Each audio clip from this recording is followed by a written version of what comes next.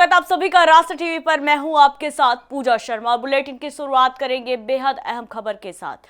पड़ोसी देश बांग्लादेश इस समय बारूद के ढेर पर बैठा है। हिंसा, आगजनी और नफरत की आग ने वहां के माहौल को पूरी तरह से झुलसा दिया है। एक तरफ हिंदू युवक की बेरहमी से हत्या कर दी गई तो वहीं दूसरी तरफ एक मासूम 7 साल की बच्ची को जिंदा जला दिया गया। भारत के साथ रिश्तों में भी तनाव चरम पर है। आखिर बांग्लादेश में ये हो क्या रहा है और क्यों वहां की अंतरिम सरकार बेबस नजर आ रही है? मयमनसिंह में 27 साल के दीपू चंद्र दास पर ईश निंदा का आरोप लगा। भीड़ ने उसे पीट पीट कर मार डाला और फिर शव को पेड़ से लटकाकर आग लगा दी। इस मामले में अब तक 10 आरोपी गिरफ्तार भी हो चुके हैं। वहीं 7 साल की बच्ची को जिंदा जलाया गया। लक्ष्मीपुर में बीएनपी नेता के घर को बाहर से बंद कर पेट्रोल डाल दिया गया, जिसमें 7 साल की आयशा अख्तर जिंदा जलकर मौत के घाट उसे उतार दिया गया, जबकि पूरा परिवार अस्पताल में है। इस बीच बांग्लादेश के युवा नेता उस्मान हादी की मौत के बाद देश में तनाव बढ़ गया है। हादी को पिछले हफ्ते अज्ञात हमलावरों ने गोली मार दी थी। गंभीर हालत में उसे सिंगापुर में इलाज के लिए भेजा गया, लेकिन उसकी मौत हो गई। उसका अंतिम संस्कार शनिवार को ढाका विश्वविद्यालय परिसर में किया गया, जहां बड़ी संख्या में लोग शामिल हुए। इस दौरान विरोध प्रदर्शन और भारत विरोधी नारे भी सुनने को मिले। इन घटनाओं के बाद भारतीय सहायक उच्चायोग और वीजा केंद्र की सुरक्षा भी बढ़ा दी गई है। अधिकारियों ने किसी भी अप्रिय घटना से बचाव के लिए सुरक्षा बल भी तैनात किए हैं। अंतरिम सरकार ने आश्वासन दिया है कि दोषियों को सख्त सजा मिलेगी और हादी और दीपू चंद्र दास की याद में देश भर में उनके आदर्शों को बनाए रखा जाएगा। इस घटना पर अंतर्राष्ट्रीय प्रतिक्रिया भी सामने आई है। जर्मनी ने राष्ट्रीय शोक के अवसर पर अपने दूतावास में झंडा आधा झुका दिया, जबकि अमेरिका ने हादी के परिवार और समर्थकों के प्रति गहरी संवेदना व्यक्त की है। ब्रिटेन और अन्य यूरोपीय देशों ने भी शोक जताया और बांग्लादेश के लोगों के साथ एकजुटता दिखाई है। बता दें, बांग्लादेश में फरवरी में चुनाव होने हैं, लेकिन इससे पहले ये हिंसा डॉक्टर यूनुस की अंतरिम सरकार की विफलता दिखा रही है।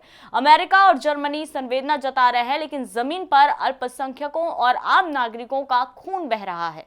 इस पर ज्यादा जानकारी के लिए अब हमारे साथ जुड़ेंगे रक्षा विशेषज्ञ, जो हमें बताएंगे कि आखिर वो किस तरह से देखते हैं बांग्लादेश पे जिस तरह हिंसा हो रही है। साफ तौर पर लोगों को निशाना बनाया जा रहा है और खास तौर पर हिंदुओं को ज्यादा निशाना बनाया जा रहा है। एक जाति विशेष को निशाना बनाकर इस तरह से मारा जा रहा है। एक हिंदू की हत्या कर दी जाती है, उसे जिंदा जला दिया जाता है, तो वही 7 साल की मासूम को भी आग के हवाले कर दिया जाता है। सुरक्षा बढ़ा दी गई है। बांग्लादेश में हाहाकार मचा हुआ है। हिंदू युवक की बर्बरता पूर्वक हत्या कर दी गई है।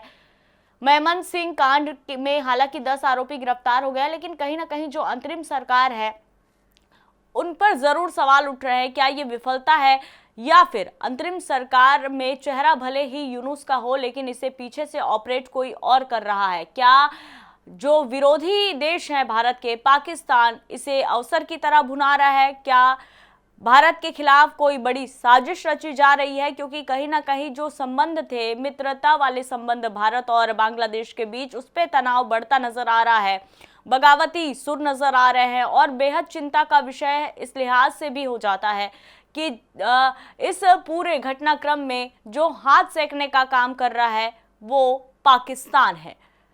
तो बड़ी अहम जानकारी ये है और इस पर चर्चा करना भी बेहद ज़्यादा ज़रूरी हो जाता है, क्योंकि ये अब बांग्लादेश में भले हिंसा हो रही है, लपटे पूरा देश भी यहाँ पर इसे महसूस कर रहा है। तो हाई अलर्ट पर दूतावास को रख दिया गया है। भले ही यूरोपीय देश, चाहे अमेरिका हो और जर्मनी हो, ये संवेदना जता रहे हैं हादी की मौत पर, लेकिन जमीन पर वो क्यों नहीं देख पा रहे हैं, जहां पर अल्पसंख्यकों और आम नागरिकों के खून बहाए जा रहे हैं?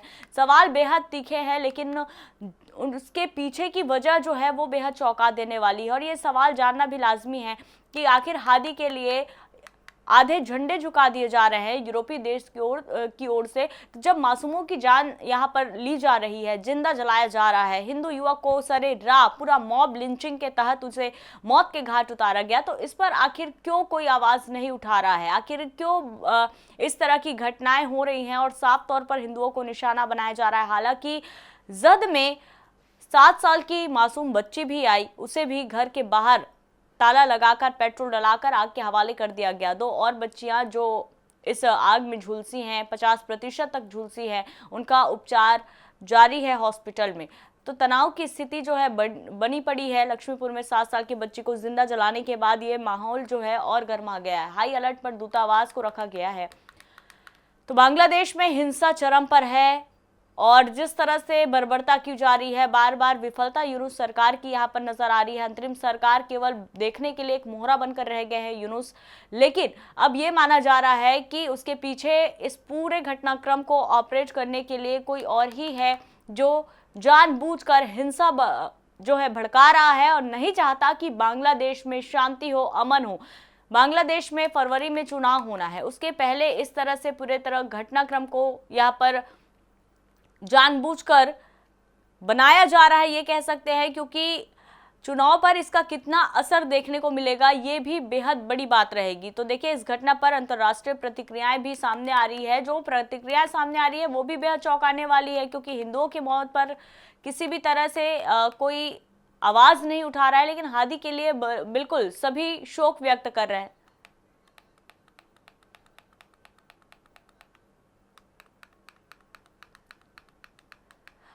तो देखिए, अब इस पूरे मामले पर ज्यादा जानकारी के लिए हमारे साथ जुड़ चुके हैं रक्षा विशेषज्ञ रिटायर्ड ब्रिगेडियर अद्वितीय मदान। सर, सबसे पहले बहुत स्वागत आपका राष्ट्र टीवी पर। थैंक यू सर, जिस तरह से मेमन सिंह और लक्ष्मीपुर में भीड़ ने कानून अपने हाथ में लिया, क्या ये बांग्लादेश की आंतरिक सुरक्षा एजेंसियों और पुलिस के पूरी तरह फेल होने का संकेत नहीं है?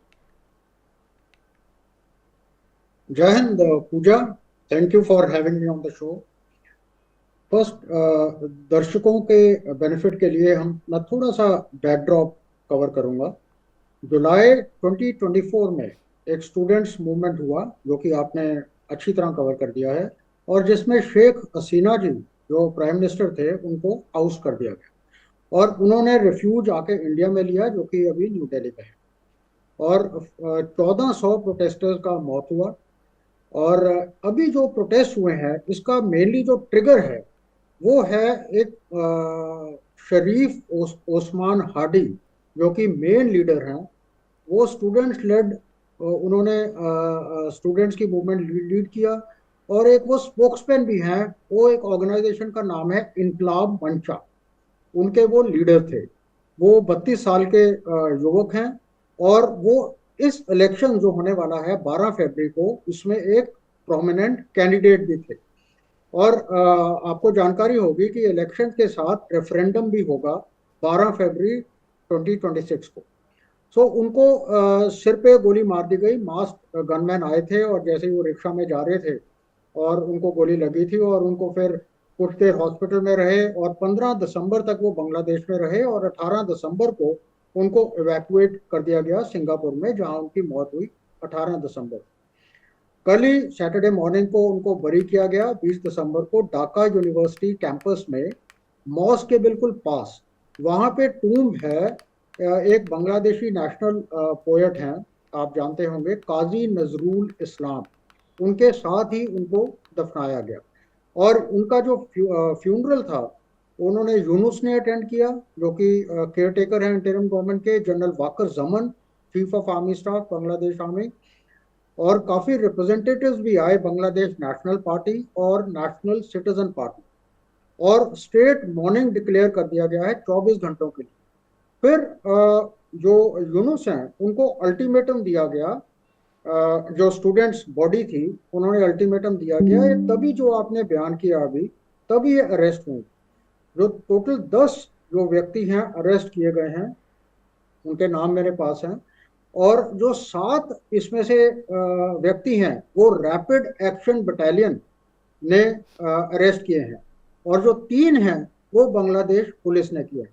और जैसा आपने बताया, जो मॉब, जो काफी संख्या में भीड़ हुई थी, उन्होंने काफी, जो फेक मुजीबर रहमान के घर था उनको डिस्ट्रॉय किया गया, अवामी लीग का ऑफिस को डिस्ट्रॉय किया गया, जो मीडिया ऑफिस, वहां 2 बड़े बड़े अखबार हैं, डेली स्टार और प्रथम आलो, उनके ऑफिसेज की बिल्डिंग्स को जलाया गया, पत्थर और काफी फेंके गए असिस्टेंट हाई कमिश्नर घर के ऊपर।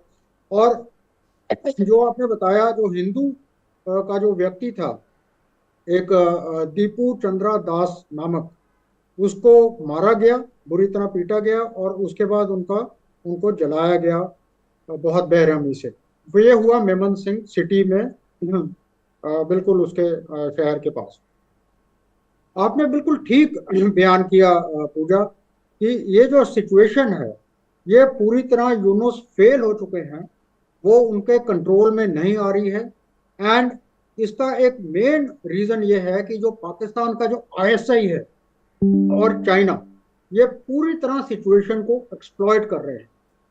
और आपने देखा कि जैसे ही ये स्टूडेंट के प्रोटेस्ट हुए 2024 में, दिसंबर 2024 से मैं ट्रैक कर रहा हूं, बहुत विजिट्स हो गए हैं पाकिस्तान आईएसआई जनरल्स के, पाकिस्तान पॉलिटिशियंस के, और इवन चाइनीज जो ट्रेड डेलीगेशंस हैं उनकी काफी विजिट्स हुई हैं। So that is the prime reason they want to exploit the situation now. अभी क्या है कि एंटी इंडिया सेंटिमेंट्स और एंटी हसीना सेंटिमेंट्स कन्वर्ज हो गए।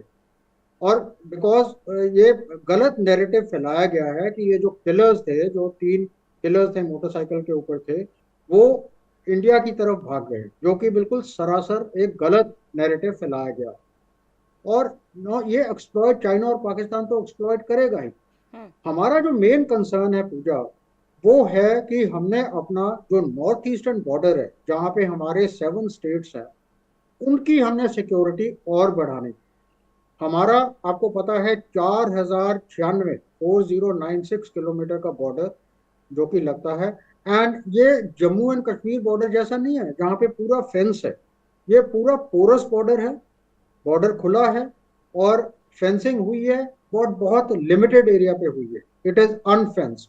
सो it is a god sent opportunity for the insurgents groups operating in north eastern states. एक चीज और फैक्टर को आप ध्यान रखो पूजा, कि वहां पे जो बांग्लादेश में हिंदूज हैं वो 8%, 8% है, यानी कि 13.1 मिलियन, यानी कि 131 lakhs। That is the third largest Hindu population in the world. और इट में इट में ट्रिगर द रिफ्यूजी क्राइसिस। अभी काफी मेरे से क्वेश्चन पूछते हैं, काफी मैं बाकी टीवी चैनल्स के ऊपर भी था, कि ये अभी इतना डिफरेंस क्यों? पहले 1971 में भी ये सिचुएशन हुई, हमने वो एक्शन लिया, और अभी ये सिचुएशन हुई है, हम क्यों नहीं एक्शन ले रहे? बिकॉज हमारे हिंदूज इन्वॉल्व। ये हमें समझने की बहुत सख्त जरूरत है कि सिचुएशन डिफरेंट है, दोनों सिचुएशन डिफरेंट है, 1971 और आज की सिचुएशन। 1971 में था कि एक ये अभी क्या, आज की सिचुएशन क्या है कि ये लोकल प्रोटेस्ट, ये लोकल वायलेंस है, लोकल किलिंग्स हैं। बट वो क्या क्या था 1971 में, स्टेट लेड प्रोटेस्ट था। प्लस हमें रिक्वेस्ट मांगा गया था, एक फॉर्मल रिक्वेस्ट किया था जो बांग्लादेश की लिबरेटिंग फोर्सेस थी, और सो बिल्कुल वो इंटरनेशनल लॉ के बिल्कुल अकॉर्डेंस था। अभी वो क्या है, बांग्लादेशी सिटीजन्स हैं, और हमारा जो कोई फॉर्मल रिक्वेस्ट भी नहीं है उनकी तरफ से। और एक ये गलत हो जाएगा, हम सिर्फ कुछ एक्शंस कर सकते हैं जो कि हमारे कंट्रोल में है। We can also rally diplomatically, हम अपने डिप्लोमेटिक दबाव डालना है, हमें माइनॉरिटीज के बिल्कुल साथ खड़े होना है, नॉट ओनली हिंदू, सभी माइनॉरिटीज के साथ हमें अपना आवाज उठानी चाहिए। और हमें जो डिप्लोमेट, जो मेजर कंट्रीज हैं, डेवलप्ड कंट्रीज, यूके, यूएसए और यूरोपियन कंट्रीज हैं, उनका साथ लेना चाहिए, यूनाइटेड नेशंस का साथ लेना चाहिए, और हमें ये उनको उनके ऊपर दबाव डालना चाहिए। अभी हम कैसे हमारा सबसे मेन प्रॉब्लम है कि अगर रिफ्यूजी क्राइसिस हो गया, उसके लिए हमें तैयार रहना। अभी क्या है कि जो ड्रग स्मगलिंग इंक्रीज हो जाएगी, जो कि हसीना गवर्नमेंट ने बहुत अच्छी तरह कंट्रोल की हुई थी। कैटल स्मगलिंग हो रहा था इंडिया से बांग्लादेश की तरफ। मैं वहां पे सर्विस किया है, हर स्टेट में सर्विस किया है बांग्लादेश बॉर्डर के साथ, और वहां मैं देखता हूँ कि कितना इम्प्रूवमेंट था। वहां पे मैं था पिछले तकरीबन 10 साल मैंने लगाए बॉर्डर पर, बहुत इम्प्रूवमेंट हो गया था। लेकिन अब उसकी संभावना है कि उसकी बढ़ोतरी काफी होगी ड्रग एंड कैटल स्मगलिंग की। प्लस ये जो मेन ग्रुप थे, लश्कर तौबा जो कि पाकिस्तान में है, आईएसआई, उनका जो दबदबा था पहले, वो बहुत कम हो गया था हसीना गवर्नमेंट के नीचे। लेकिन अभी उनकी एक्टिविटीज ज्यादा उनके बढ़ जाएगी। और एक और मैं मिलिट्री एंगल लेके आना चाहूंगा। एक है सिलीगुड़ी कॉरिडोर, सभी जानते होंगे, एक छोटा सा एरिया है, चिकन्स नेक उसको बोलते हैं, नॉर्थ ऑफ बांग्लादेश। हमारा सारा जो मूवमेंट, स्ट्रेटेजिक मूवमेंट, हमारा ट्रेड मूवमेंट, और सिर्फ हमारे जो लिमिटेड हाईवेज और रोड्स और रेलवे लाइंस क्रॉस करती हैं, उसके लिए हमें थोड़ा ध्यान देना पड़ेगा। उसको हमने कैसे स्ट्रेंथन करना है, हमारी फोर्सेस को कैसे रिहर्स करना है इन द ड्यूल रोल, ताकि हमारा वेस्टर्न बॉर्डर भी देख सकें और ईस्टर्न बॉर्डर भी देख सकें, और जो चाइना से जो नॉर्थ जो थ्रेट बनता है सिलीगुड़ी कॉरिडोर की तरफ, उसकी तरफ भी देख सकें। जो उल्फा का एक ग्रुप था, एक national democratic front of Bodoland, उनके चलिए, यानी उधर कहीं ना कहीं काफी सर ये ऑपरेट मान करते लिया थे। जाए कि जब शेख हसीना की सरकार थी तब कहीं ना कहीं जो आईएसआई हैं और जितने भी आतंकवाद हैं जो पैर पसारने की कोशिश कर रहे थे बांग्लादेश में, उनकी जड़ें मजबूत नहीं हो पा रही थी, लेकिन अब साफ तौर पर उनके लिए ये खुला पीच है और इस अवसर को वो भुनाने की कोशिश कर रहे हैं। लेकिन इसका कितना असर पड़ेगा भारत पर, ये देखने वाली बात होगी। फिलहाल तमाम जानकारी के लिए और तमाम इस चर्चा में जुड़ने के लिए बहुत धन्यवाद सर।